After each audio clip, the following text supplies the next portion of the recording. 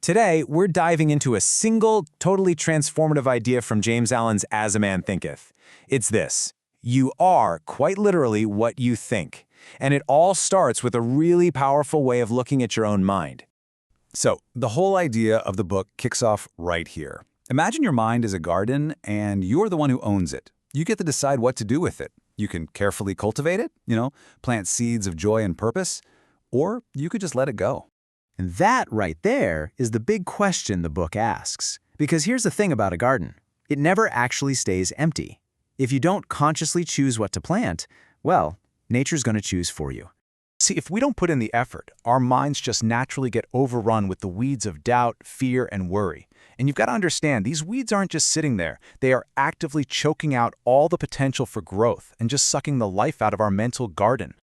Okay, so what does this actually look like in the real world? What's the harvest you get from a garden full of weeds? The surprising truth is that our circumstances, the actual day-to-day conditions of our lives, are a direct reflection of the thoughts we let grow in our minds. You see this kind of thing happen all the time, right? Imagine two guys, Rahul and Aman, who work together. They get the exact same difficult assignment. Rahul thinks, hey, this is a chance to learn something new. I can do this. But Aman? He thinks, no way, I can't do this. My boss is trying to set me up to fail. Fast forward a year. Rahul's gotten a promotion. Aman is still stuck in the same spot, blaming everyone else.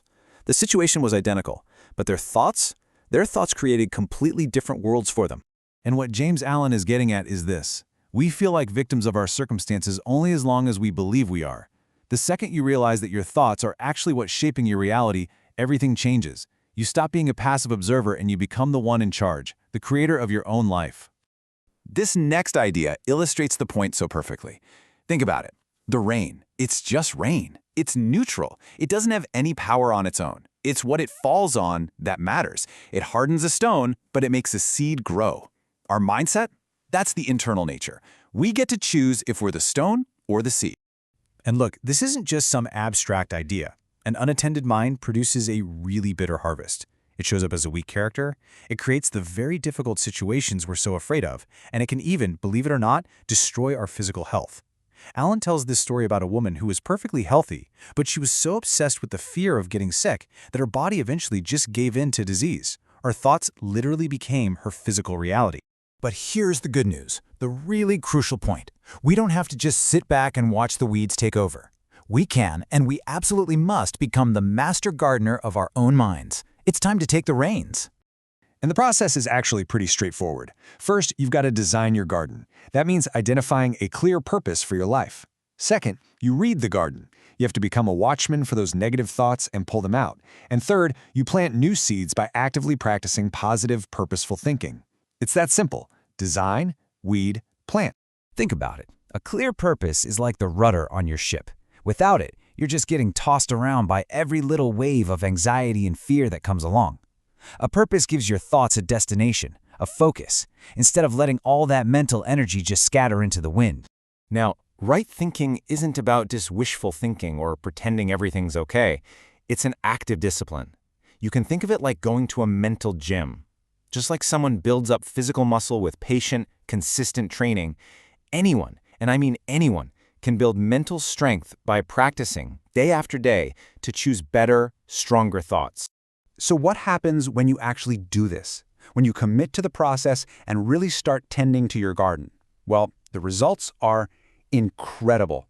You start to harvest the beautiful fruits of all that mental labor.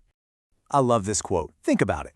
Every great invention, every amazing piece of art, every single advancement that has made our lives better started in the exact same place, as a dream, an idea, just a thought in someone's head. Your dreams aren't silly. They're the blueprints for a better reality. Take the Wright brothers, for example. Their vision of a flying machine was considered totally impossible. People literally laughed at them. But they held on to that dream. They nurtured it with focused thought.